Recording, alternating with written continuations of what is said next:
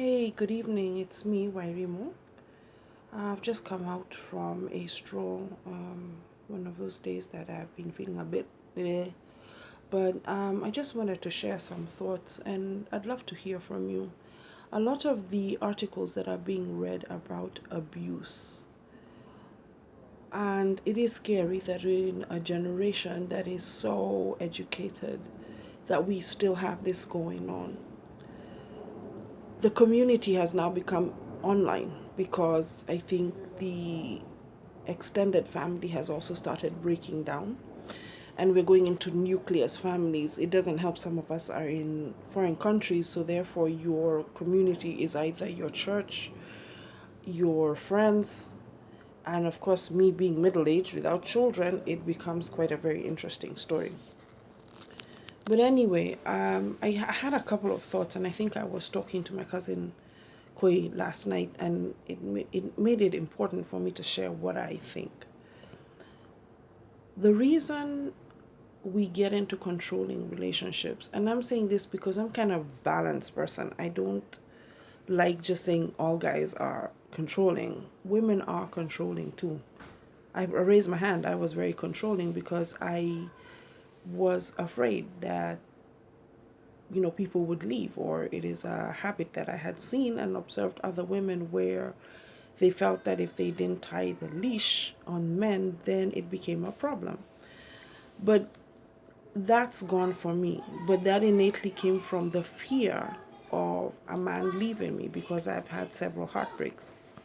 But I also think that innately in childhood, and I don't say everybody goes through this, is that some people in their early years don't get the affection that they need as children. So you are looking for a person to affirm you, to appreciate you, to acknowledge you, to say, I'm proud of you, I love you. And culturally, I think as African, if my mother said she was proud of me, I always looked at her like, huh? Simple reason, the assumption it was, but it wasn't a statement that she used. Now, on the other hand, you get together with a partner and they have controlling issues. I came across something that I was thinking about the other day in a relationship with somebody who is called my husband. So, for this reason, he shall be called the husband, and I am the wife. And it's not aggressive control, it's disrespect and wanting me to work at the relationship. Now, for me, the key things for me is appreciation, affirmation, and of course, there is the issue of communication. I like when I want to talk to you, I want to talk to you. If I don't want to talk to you, I will sort out my problems. But when you have a person who continuously ignores your your comments about your relationship, and you're saying, look, when you do this, I feel this, and at this moment I would like to talk to you about this, and I assume that you've grown into the fact that you just want a relationship for partnership and all the other stuff that goes with it. But I realized recently that even despite being mature in things of relationships and stuff, I was being controlled gently, not loud, not aggressive, not anything. It was, oh, call me back. I'm busy. I'm in the lift. I couldn't call you back. I couldn't find my phone. Or, the excuses were amazing. And I started thinking, child, have you lost your damn mind? But the reality was the person wanted to be with me but did not want to put in the work that was needed. Now I have grown, he hasn't. So what was the option? The option was for me to step away because if you do not respect that value for me, I cannot be with you.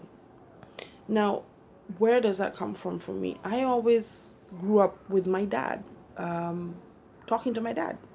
Even today, I can call my dad and I'm like, hey, dad, this is stressing me, blah, blah, blah, blah, blah. And he'll be like, okay, what do you think? Or this is what I think, or let me think about it. And we have a conversation.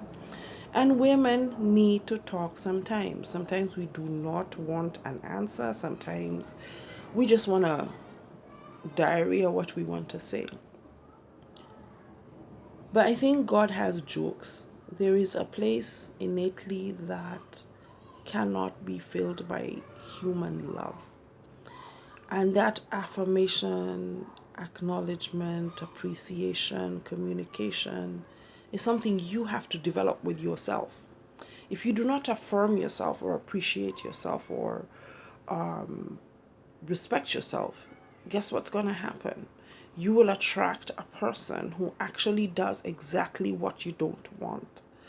And then it becomes, I want you to do this, I want you to dress this way, I want you to do this, I want you to do that. And you're sitting there compromising the very value that you stand for. I think that men have not developed as fast as women. We have invested in ourselves, but there is a part of us that needs relationship, not relations. Yes, that relations too. But what I'm saying is that we need relationships. But the question is, why are we compromising our values, and why are we allowing ourselves to be treated the way we don't want? Is it the fear of being alone, or is it the fear of you may never meet somebody else? At 46, this is what I'll say.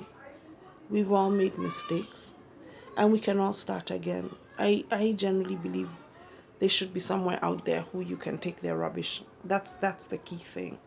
But if you yourself don't value yourself, don't appreciate yourself, don't affirm yourself, don't love yourself, you are open to meeting a person who will seemingly fill that gap until they remove the jacket. You've got to remember, when you're dating, you meet the sales rep. Then, when it becomes serious, you meet the real guy. Anywho, that's me for today. Have a nice day. I'm going to have coffee. I'm very happy with myself today. At least I walked a bit. But just think about it. I hope it makes sense. Take care. Bye.